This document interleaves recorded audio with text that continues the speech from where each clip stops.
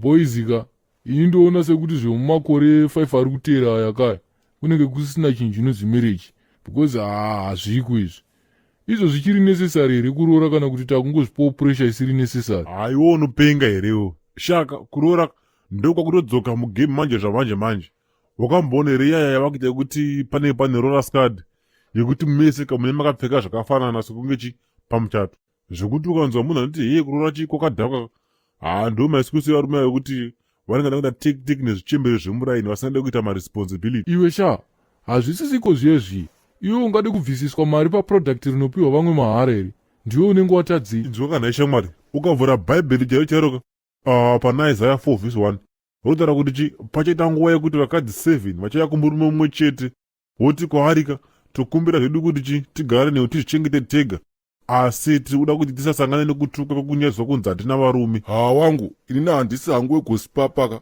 but apa ndiri kuona seri kutora bhaibheri wori monyorora kuti ritaure zvauri kuda iwewe bhoi here. Iwo muromo unenge ugava kana ubhodoka aba iwe wazwaka inini handitetekere zvinotaurwa nobhaibheri baini. Bhaibheri iro riri kabido ende munya wakarara ini ngatotere zvinotaurwa nomweya mutsvene kwete bhaibheri.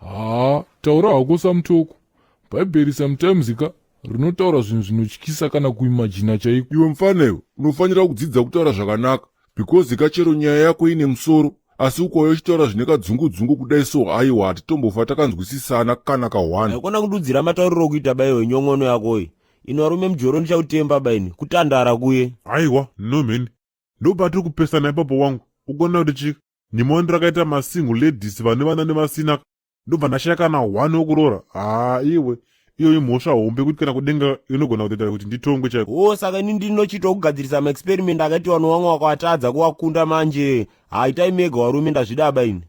Pakadai apaka ndabva ndafunga kwedu kujoza uku kwekuti unogara nemurume for 15 years mugosvika pakuita vana 4 muchingoshedzana boyfriend negirlfriend ndo chigai manje chaichi yeshotiri ipapo. Izvozvo ndozvokupenga manje wangu ukuona kuti imimi denga munonoriona here migazi nevakafungire Kenya. Denga tinotoriona German dambudziko riripo kandire kuti nyika yedu isusuka yaputirwa neshavi rechipfambi saka kwatinenge tichienda chaiko senyika hapana wangu. Seno varume handingambotenge foni yakamboshandisiwa nomumwe baini foni yekuti inenge yakashandisiwa nevanhu 15 kana 20 asi ndakatetewo kunhonga kana kuipiwa mahara. Samutoko hausava kudhipisa here manje apo tanga tangoti tiri kutandarira sepadare revarume bo here. Peno varume vanhu ngavanyepiwa apo vanenge vakanganisa nokuti takasavanyepa banona nenge vari kugona. Apa boys zvakafanana nekuti ndikutaura ndega zvokuti dai pasina marriage ngadai muripo here imimi hamutombosiwo here kuita munhu wako 1 paday nekuti anenge achikubikira achikuwachira wausingachika kana utachiona zvavo. Zvekupenga izvo wangu zvibhoranizvi vakadzi vemumba ivava ndo vakutoya nezvirwere mudhenika ipapa pandatobva hangu kuposta pafacebook kuti wakanzi sarudza kuposta mukadzi wako kana kuzvidzipa nembambaira chii chaunosarudza. Ini ndaionaka vanhu vese vapera kuti zviri nani kakudzipwa nembambaira pane kuposta munhu wangu saka tiri kuenda kupi apa senyika. Muri matsaga ndosaka muchidaro inga mwari ngokanda pakitchen engwana zvibhoranizvi wangu. Chinja nyaya boys apa ndaona tonha pezi yatasimudzana manje so. Iwe unoumaka iwewe ndodombokupunzumura mazikupanda anenge onyenzeya nyongono yako ini. Uya izvezvi ground riri tiri uya.